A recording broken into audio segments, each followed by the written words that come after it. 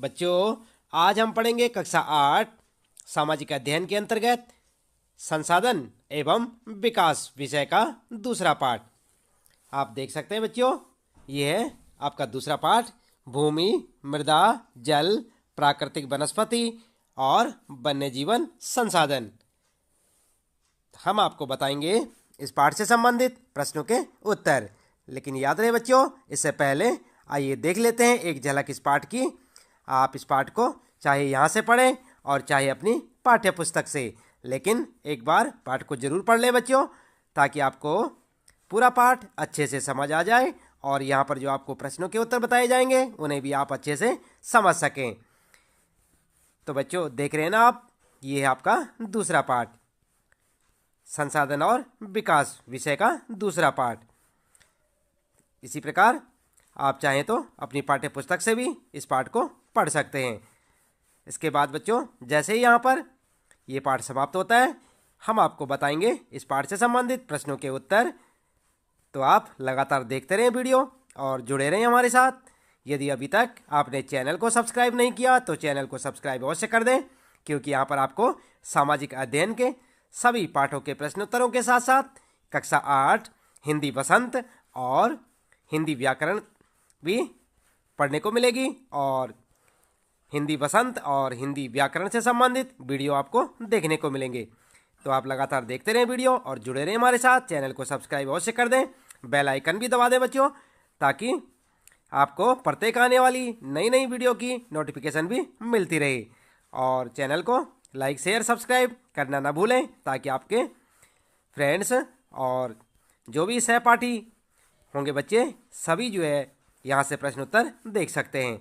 तो देख रहे हैं ना आप, यहाँ पर आपका ये पाठ पूरा हो जाता है बच्चों, और इसके बाद हो जाते हैं शुरू यहाँ पर इस पाठ से संबंधित प्रश्न, और इन सब प्रश्नों के उत्तर हम आपको यहाँ पर बताने वाले हैं। तो आप देखते रहें वीडियो और जुड़े रहें हमारे साथ। चलिए शुरू कर लेते हैं इस पाठ से संबंधित प्रश्नों के उत्तर।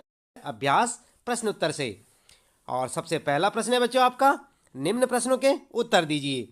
और आप देख सकते हैं ये है आपका पहला प्रश्न, और फर्स्ट प्रश्न है ये, मृदा निर्माण के लिए उत्तरदायी दो मुख्य जलवायु कारक कौन से हैं? तो कौन से हैं बच्चों, आपने पाठ में पढ़ा होगा ना। चलिए उत्तर देख लेते हैं। उत्तर में आप लिखेंगे मृदा निर्माण के दो मुख्य जलवायु कारक, और हेडिंग डाल के ऐसे, नंबर 1 तापमान और नंबर 2 वर्षण। ठीक है ना, तो ये आप लिख सकते हैं यहाँ पर। इसके बाद दूसरा यानी कि सेकेंड क्वेश्चन है आपका, भूमि निम्नीकरण के दो कारण लिखिए। उत्तर में लिखेंगे भूमि निम्नीकरण के दो कारक, और यहाँ पर जो है दो कारण में, इसके बाद यहाँ पर हेडिंग डाल देंगे आप इस प्रकार से लिख के। उसके बाद नंबर 1 लिखेंगे आप मानवीय कारण, समझ रहे हैं ना आप, मानवीय कारण लिखेंगे, हेडिंग डालेंगे। उसके बाद लिखेंगे वनोन्मूलन, अतिचारण, रासायनिक उर्वरकों और कीटनाशकों का अत्यधिक उपयोग। और दूसरा कारण लिखेंगे प्राकृतिक कारण, वर्षा दोहन, भूस्खलन और बाढ़। ठीक है ना, तो इस प्रकार से आप अपने इस प्रश्न का उत्तर लिखेंगे। थर्ड क्वेश्चन शुरू होता है बच्चों, भूमि को महत्वपूर्ण संसाधन क्यों माना जाता है? उत्तर में क्या लिखेंगे आप? उत्तर लिखेंगे भूमि हमारे जीवन का आधार है, इसके बिना हमें आवास, खाना, पानी आदि कुछ भी प्राप्त नहीं होगा। होगा बच्चों? नहीं होगा ना, क्योंकि बिना जमीन के, बिना भूमि के कुछ भी मिलना संभव नहीं है। इसके बाद बच्चों अगला प्रश्न शुरू होता है आपका, किन्हीं दो सोपानों के नाम बताइए जिन्हें सरकार ने पौधों और प्राणियों के संरक्षण के लिए आरंभ किया है। तो आप देख रहे हैं ना प्रश्न, ये आपका अगला प्रश्न, किन्हीं दो सोपानों के नाम बताइए जिन्हें सरकार ने पौधों और प्राणियों के संरक्षण के लिए आरंभ किया है। उत्तर में आप लिखेंगे, उत्तर लिखेंगे दो सोपान, और हेडिंग डाल के लिखेंगे नंबर 1 जैव मंडल निश्चय तथा राष्ट्रीय उद्यानों की स्थापना, और नंबर दूसरा लिखेंगे अवैध शिकार और कटाई आदि पर रोक लगाना। ठीक है ना, तो इस प्रकार से आप अपने इस प्रश्न का उत्तर लिखें। देख रहे हैं ना आप, ये है प्रश्न और उसका उत्तर। फिर प्रश्न है बच्चों, ध्यान देंगे, जल संरक्षण के 3 तरीके बताइए। और कौन कौन से 3 तरीके होते हैं जल संरक्षण के? आप इस प्रकार से लिखेंगे, उत्तर लिखेंगे जल संरक्षण के उपाय, और यहाँ पर जो है यहाँ पर हेडिंग डाल के लिखेंगे नंबर 1 वृक्षारोपण। क्या लिखेंगे? नंबर 1 वृक्षारोपण। नंबर 2 कर देंगे इसे, नंबर 2 रिसाव रोकना, कॉमा लगा के वाष्पीकरण रोकना। ठीक है, तो इस प्रकार से आप जो है नंबर 1 कारण में लिखेंगे वृक्षारोपण, उपाय जो है यहाँ पर लिखेंगे नंबर 1 वृक्षारोपण, नंबर 2 लिखेंगे रिसाव रोकना और वाष्पीकरण रोकना, और नंबर तीसरा ये लिखेंगे वर्षा जल संग्रहण। ठीक है, आई बात समझ में।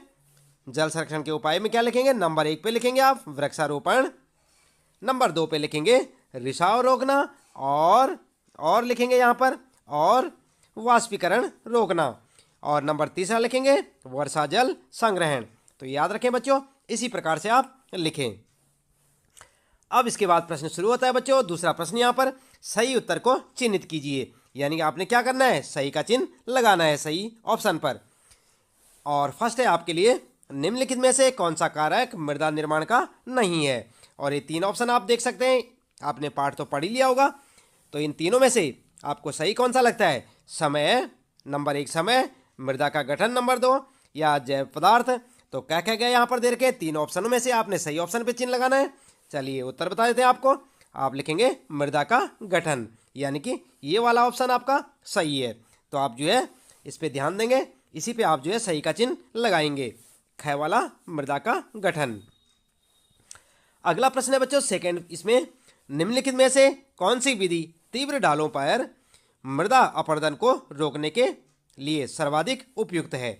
और यहाँ पर भी आपके लिए इस प्रश्न में 3 ऑप्शन है, आप देख सकते हैं क्या कह गए, रक्षक मेखला, मल्चिंग और वेदिका कृषि। तो इन तीनों में से आपको क्या लगता है कि कौन सा सही होगा बच्चों। चलिए उत्तर बता देते हैं। उत्तर में आप देख सकते हैं वेदिका कृषि। तो आप सही का ऑप्शन किस पे लगाएंगे, इस पे लगाएंगे सही का चिन्ह।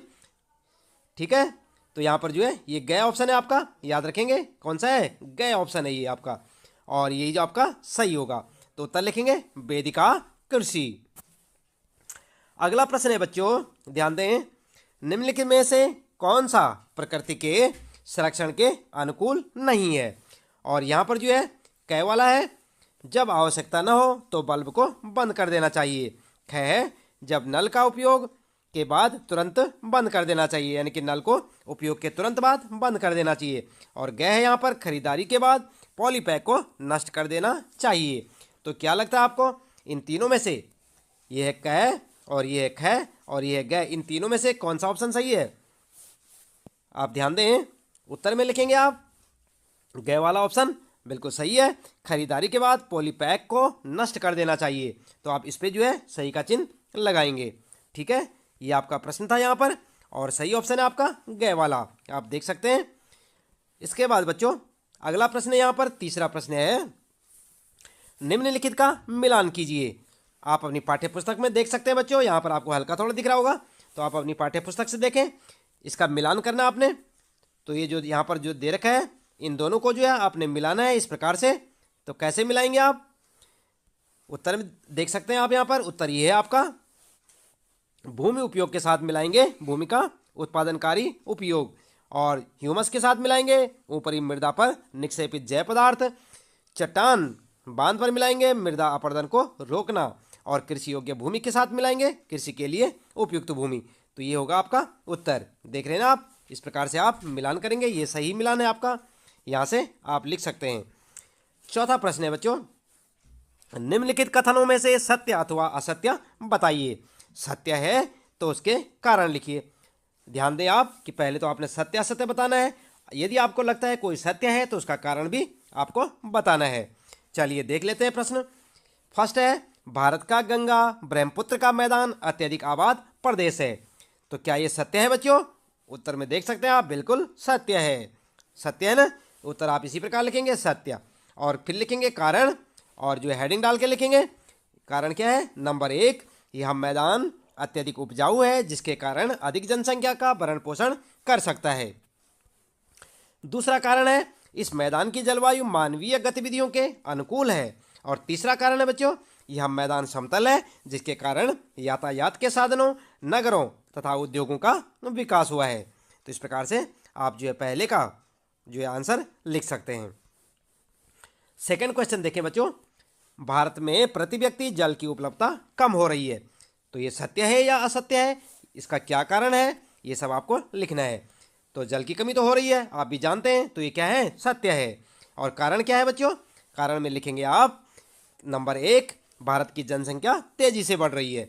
दूसरा कारण लिखेंगे प्रदूषण के कारण जल दूषित हो रहा है। लोग गंदगी कर देते हैं ना जल में, पानी में, इसलिए वो प्रदूषित हो रहा है।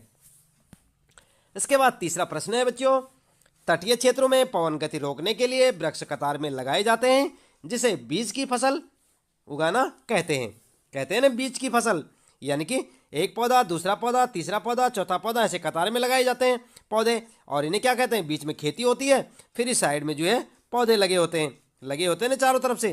तो कतार में क्यों लगाते हैं, तो यहां पर लिखेंगे आप, बिल्कुल सत्य बात है ये, और कारण लिखेंगे।